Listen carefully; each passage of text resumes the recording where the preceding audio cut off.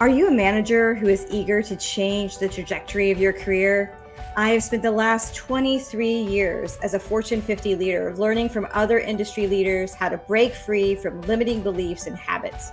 On the Might in Motion podcast, we focus on the 4 M's: motivation, momentum, mindfulness, and might.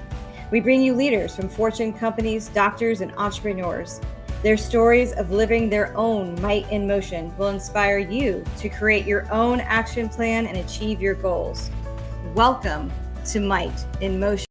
Today's episode of Might in Motion is brought to you by Pantheon FM, Fortunes Magnified.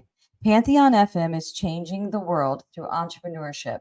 In this community, you will find everything you need to create, amplify, and monetize your world-changing business. Join us at pantheon.community/register/LAUA. Meredith Moore is the founder of Artisan Financial Strategies, LLC, and has been a financial advisor for 24 years with a focus on financial planning for women in senior leadership in corporate America and women founders of small businesses. She holds a Bachelor of Industrial and Systems Engineering from Georgia Tech, is a 2017 graduate of Leadership Atlanta, a 2021 Atlanta Business Chronicle Women of Influence honoree, and a member of Entrepreneurs Organization International Women's Forum.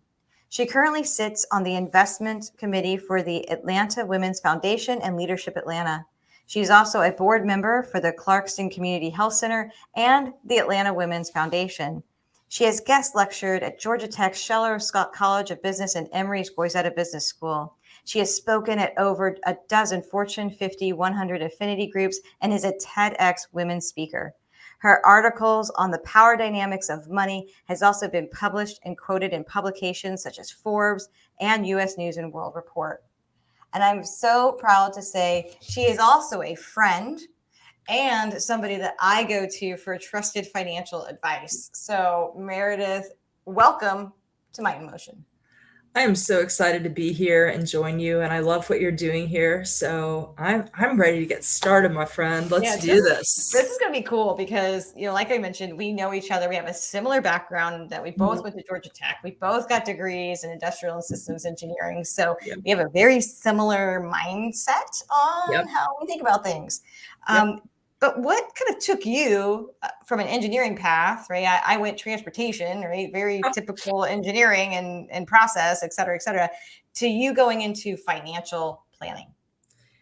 That's a great question. And it's a question I get asked a lot. That shouldn't surprise you. So when I was at Georgia Tech, I was very involved in leadership stuff. I had just transferred from Rice University and was a Division I swimmer. And I had a little bit of time on my hands. So like a lot of us, I got involved in everything and started putting on large events, learned how to fundraise, learned how to pitch for money, got friends together to build literally operational teams to set up events. And that was how I had fun in college. That was like my thing. And, really my identity came when the dean of students, a lady named Gail DeSabatino, unbeknownst to me, nominated me for the Student Entrepreneur of the Year. I had no idea this was coming. And Mr. First, who the Center for the Arts is named after, it was his brother, Alvin First, presented me with a check for like $25,000 as Student Entrepreneur of the Year. Absolutely. And so I was like, oh my God, that's my identity. Because Mariana, I would be a terrible employee. I'm not employable. I can tell you. How many entrepreneurs say that? Because I interview a lot of entrepreneurs. And everybody says that. Yeah, well, it's especially true for me. Like they knew at Georgia Tech a long time ago. Like I wasn't going to do politics. My job was to GSD and to get stuff done. So and when you couldn't buy a business at that time, like how we would think about it today, the concept of buying a business in 1997, all the tech stuff wasn't out. And it was like, go buy a Subway franchise. And that was not my jam. And arrogantly enough, I felt like I could build a better mousetrap. I could do things better than anybody else. And I didn't need anybody else. And basically, well, that wasn't true. And I have a lot of things like reflections now back, but it was financial services was a way where I could kind of sweat equity, I could learn. Mhm. And I mean, just quite honestly, a lot of people that time in the industry didn't have the amount of education that you and I have. And I was going to figure it out one way or another and kind of build my own path. My parents were not entrepreneurs. They thought I was crazy. Um, and, I was not profitable for 5 years. Mhm. And slowly, 24 years later, I have scaled a business up and we're in another growth run right now. I hit over a million a few years ago, but we actually hit a ceiling. And I participate a lot in EO, or Entrepreneurs Organization, which are other people that have larger size revenue businesses. And we actually hired, based on the book Traction, we hired an EOS implementer in the business right now. So I'm paying about 40 grand and we're getting a lot out of this engagement, figuring out how to scale this. And it's been really exciting and fun and scary and stressful and fun all at the same time. Yeah. And fun and Yes, hard, exactly. but Yeah, fun, exactly. right? Yeah. Yeah, And that's it's life, right? Life is yeah. it's a series of challenges. Mhm. Then when you look back after 20 some odd years, oh man, now I understand why this and this and this has led me to where you are now, right? Tech Right. gives you a foundation of how to problem solve. Really Yep. doesn't matter what industry you're in. You've learned how to problem solve. You just Right. happen to pick financial planning as the problem solve that most match what you were interested in, right? Right. I always look at it, I'm sure you do as well. It's thinking through problems, or it's like a muscle. We had to Mhm. take a lot of advanced mathematics that on the surface seems completely useless. But what it forced us to do, it's like working out in the gym. We built some base muscles so that we have other problems, we can work through them. Yep. And yep, face issues every day. And we have a choice every day how we respond to stuff that happens. And Mhm. there's a saying that, life can happen to you or it can happen for you, and really reflecting on what we do with these things that happen. In the moment, it can feel like, I just want to sit in the corner and put a sheet over my head and cry, but we have a choice in what we do in those moments. And you've had some pivotal moments like that were pretty big in your life since graduating from Georgia Tech that some people would have just been like, I just don't want to be around. Right, exactly. Happy to talk about those if you'd like me to dig Yeah, if you in. want to share Yeah, like one of them, that'd sure. be great. Yeah.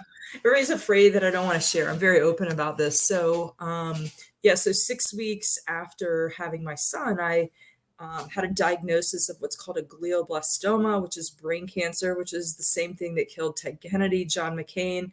And for Mhm. those listeners that are in Atlanta, locally, Jovita Moore, I'm considered internationally one of the longest living survivors. I'm certainly one of the only ones that's very public, that's out there, that does stuff like this. Yeah. And I believe I have sort of this moralistic obligation to give back to that community and to others, to create hope and to be my very best self. And really amidst all of that, I mean, I had 3 brain surgeries. I went through a lifetime dose of radiation in my brain, did a year of chemotherapy. My mom died when I was in the middle of chemotherapy, Mm. and I got divorced shortly thereafter. So it was seemingly a very rocky 2005 to 2008. And when I talk about this and give keynotes on it, people inevitably will come up and say, my situation isn't as bad as yours, but I had this happen. And Mhm. what I tell people is everything is relative. Yeah. Um, I'm dealing with stuff right now that it feels like my 2005 to 2008. I'm in this transition process. I am officially an empty nester. My Mhm. business is changing. Like everything is changing in my life right now. And I'm like, it just feels hard.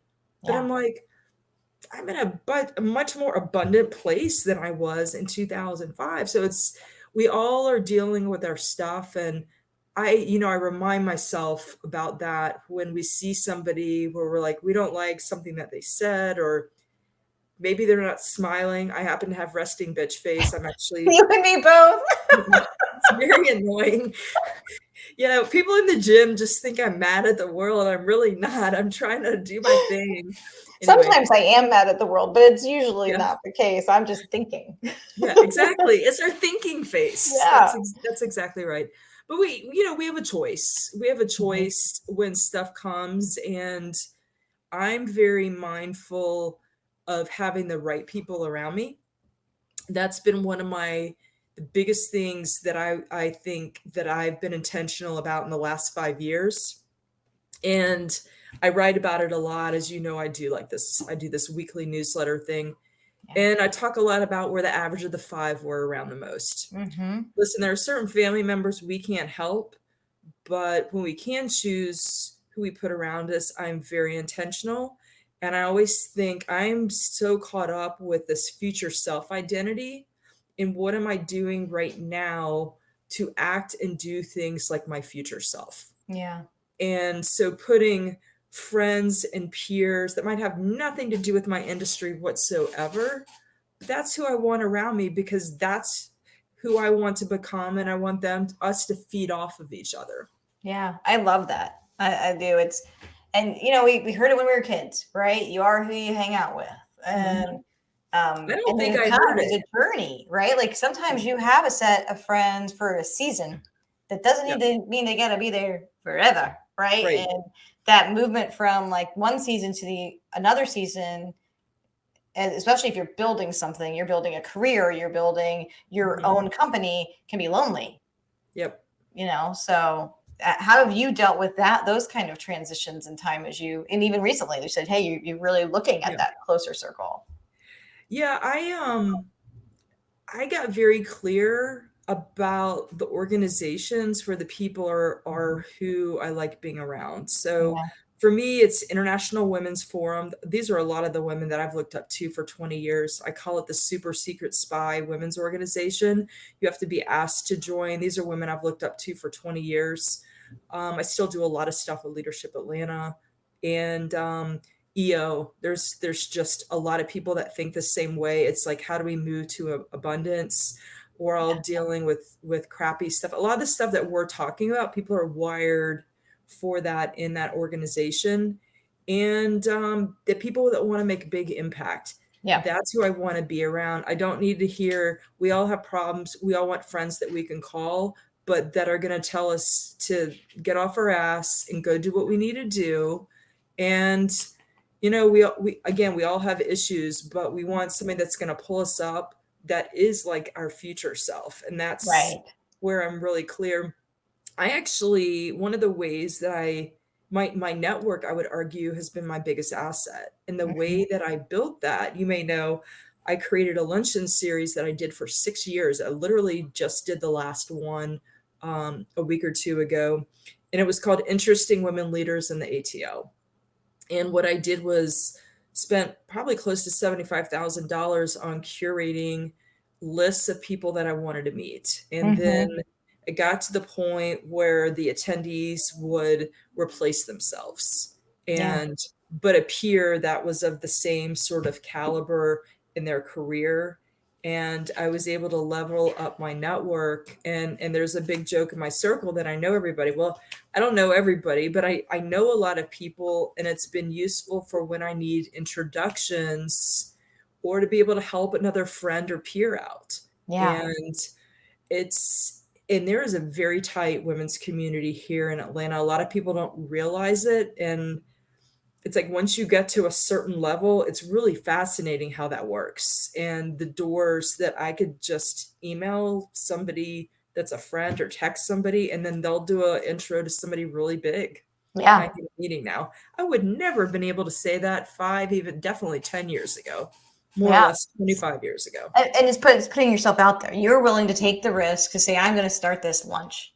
Hmm. And you're going to you started small, but that lunch grew and grew and grew and grew because Hmm. you poured into it. It wasn't well, it's all about me, Meredith. What can you give me? No, not at No, it all. was how can you pour into others? That's how I always enjoyed our interactions Right. and the things that we did together. We were on some boards together and whatnot in the Mhm. past. And I enjoyed it because there was that mutual respect of helping each other. Right. Right.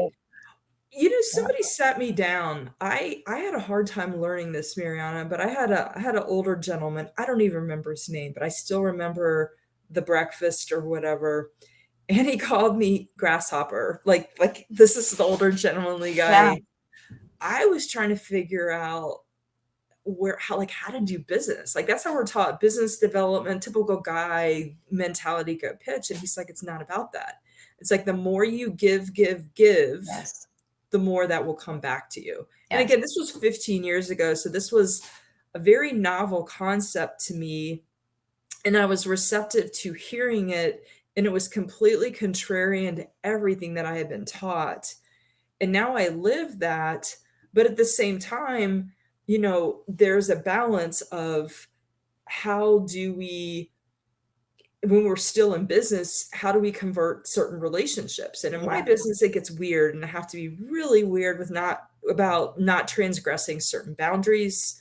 And so that's the challenge I have even today. I'm friends with a lot of people, but I need to wait for them to raise their hand to say, hey, let's talk. Yep. I can't, it's not my agenda. It has to be theirs. Yep. And so that's probably one of the bigger struggles that I have right now. Yeah. Well, it's great that you're aware of that, right? Like that's half the challenge. So Yeah. now one thing that you talk about a lot, and we've had this conversation, gosh, I mean, we've known each other now for probably 15 years. I Yeah. don't know. I I'm think trying to so. think back to when we were on the Georgia Tech Women's Board together, but it's been a long time. We'll just leave Yeah. it at that. But you talk a lot about normalizing talking about money. hmm What does that mean? And hmm how can people do that?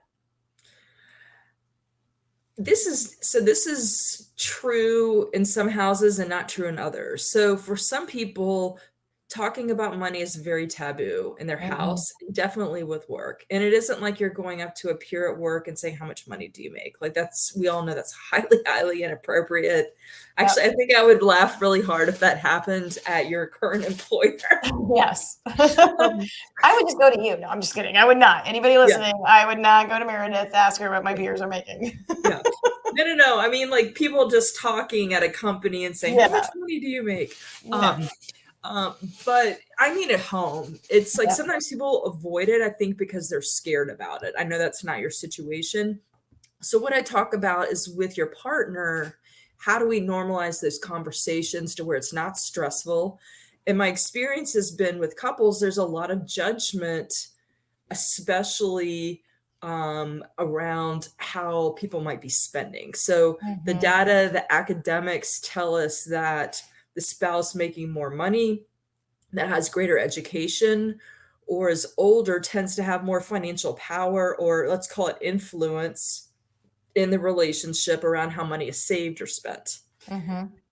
But where problems come in is where there's sort of a disagreement around how that money is spent. And I'm not the budget police. I'm really not. And some people, their thing is wine. Some people, it's shoes, tech, whatever your jam is, it doesn't matter. I'm a big advocate of at least know what you're spending each month, because as you know, that number is critical to be able to run scenarios and tests to see if and when you might want to retire. And by the way, you probably don't even know this. I've gotten to the point where I don't even like to use the word retirement anymore. Mhm. I talk about the term work optional, where we're working because we Mhm. want to, not because we have to. Yep. Retirement is a baby boomer paradigm, quite honestly, quite also created by my own industry. And the reality is, most people I see now, even that are in senior leadership in Fortune 50 companies, they don't peace out and go sit on the porch. What they do is they go sit on paid public boards, Mhm. they consult, they coach. I mean, so it's figuring out next income streams to where we can create longevity in our life, because people are living a lot longer. And Yeah. so we need, how can we be happy? And just sitting around, like going on a long trip or taking a year off is one thing, but taking off 30 years is a whole other, Different. Yeah. it's a I whole mean, other. even just like two retired people in one home, Yeah. now all of a sudden your dynamic is like neither one of you have an outlet. Right, right. And, it's getting really clear on the things that you do that make you happy. I mean, Yeah. we do what we do in my firm, but as I'm trying to scale, I see myself doing more stuff like this. And I might still have a few clients, but I'll have a lot more advisors. Yes. And, I have to look at, again, where's my future self? And then still back to how do we create the economics to move to work optional? Yeah. I love that. That's a great thought process. And, as much as I want to be retired, it's more of like, I just want a really long break. I can't imagine Yeah, myself not having something to do, whether or not right. that's volunteering or giving back at a church Mhm. or, to your point, a leadership board somewhere. Right, And that may be just because that's what I was influenced by my parents, right? right. Like, and what I saw them do. It's the So grind and the stress that I think a lot of us just don't wanna deal with. Most people, when they leave the big company, they will take a year off, yeah, but after that, it's all about sustainability, and I got really clear about that in my business a few years ago. I'm 48, but I hit my pension, yeah, and I just shipped a child off to Auburn University, and I'm writing large tuition checks. So I have no inclination to quote unquote retire at yep, all, but we want to evolve. yeah. And we want to evolve. We still need to obviously create the right economics, but how do we make the money work for who we are and what we want to be and do? Yeah, and your company, Artisan Financial Strategies really does help people make those plans and go after those goals. Can you just take a few moments and tell people about your company Sure. and what you do for clients? Absolutely. So most people that I meet will have some sort of investment professional, insurance professional. If I'm really lucky, a strategy oriented CPA, more likely than not, they're a tax preparer. And if I'm really lucky, an estate attorney that's done some wills and trusts for the client. But nobody's talking and Yeah, balls are getting dropped. And so it's the coordination of all of this. And then we're really looking at each family to come up from a customized perspective. How do we need to structure their money? How do we need to structure their investments? Again, if somebody gets hit by the proverbial bus, what happens with that? And by the way, getting a basic will is not a box checking exercise. There's a lot more layers to it from a value standpoint. We're helping a lot of people right now that we know they have financial or will have financial independence. How do we help them gift in a meaningful way, whether that's to a church, whether that's to a nonprofit? Again, whatever their thing is, it's how do we create meaning in our life around money and use money as just a tool to be able to do that.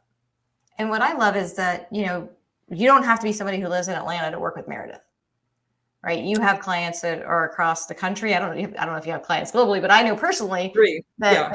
see, okay, great. So you're international. Yeah. And that's probably one of the benefits too of, like, this whole new environment that we're in, is that virtual, you can still have a face-to-face meeting, Yeah, and, no, get things absolutely. And I done. mean, yeah, and I speak to professional associations nationally all Yeah. the time, and it's fascinating. It's obviously you and I happen to live in an area of the country that is not expensive to live, but you go to Manhattan or LA or even Seattle, and it's a whole another Yeah. thing. Yeah. So if people are interested in getting to know you better, maybe having you come speak to their organization, or they're like, you know what, I am looking for somebody who can connect the dots and create that financial strategic plan Mhm, of how do you get the CPA and the estate lawyer and all these people talking. mhm. What I'm going to get my mouse to move and I'm going to share on the screen, but can you kind of tell our listeners, what's the best way for people to connect with you, Meredith? Yeah, literally it's to there's a link on the website where you can click to meet. You can connect with me on LinkedIn, hence the page here on the deck, and just let me know. And literally it'll ping me and we'll figure something out and I'll reach out and we'll chat about it. But I would love any connections on through any of these channels. This has been awesome catching up, hearing a little bit more about your origin story, your thoughts on how money should not be a taboo subject, especially in the home. And that's one of the things I loved about meeting with you, is that, hey, you helped us, my husband and I, let's put it on the table. Like, let's have legit conversations of where we want to go financially. And your thoughts on, working through problems allows you to build muscles to solve more problems. And you live that in your life, going through, the brain tumor and Georgia Tech and everything else, right? It allowed you to create that skill set. Anybody can learn those skill sets if you're just not afraid of tackling a problem, right? The choice that is how you respond to life. So you want to choose the right people to have around you.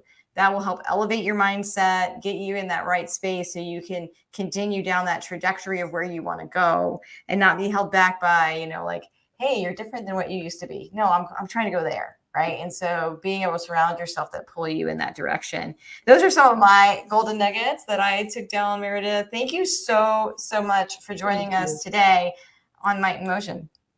Thank you so much. I enjoyed our time. Thank you for tuning into Might in Motion.